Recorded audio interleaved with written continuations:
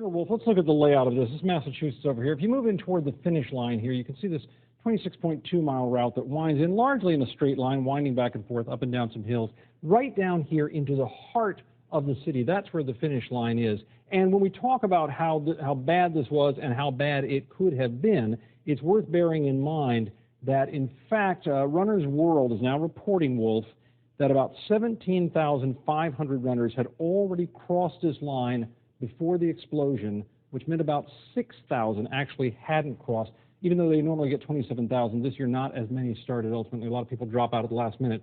So, in fact, with every runner who went across this line, that took people away to celebrate and say the race was over. So, in fact, this was late in the process here.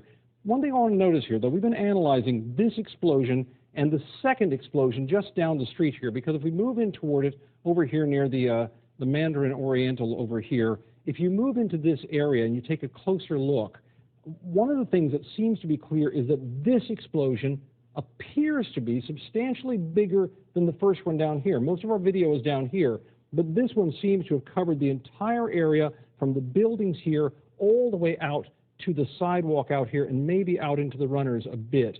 So this seems to have been a substantially larger explosion, Wolf. Now, I will say one thing about this. If you look at the finish line area down here, the police have been telling everyone to try to steer clear from about a 15-block radius.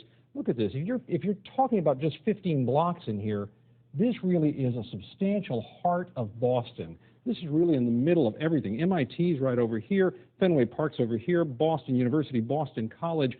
So many things revolve around this area. As John just said a minute ago, if you're in this part of Boston and you're trying to get away from it, if nobody's looking for it at that moment, it's an easy place to get away from. Very hard now. And I want to add this, as the police say they don't want people to congregate, that's tough. Many runners were gathering down here at the Garden and the Boston Common because they'd been told to for a period of time. Then police said we don't want people in groups. Well, with a city with this many universities and this many places where people do gather, that's a tough order, Wolf.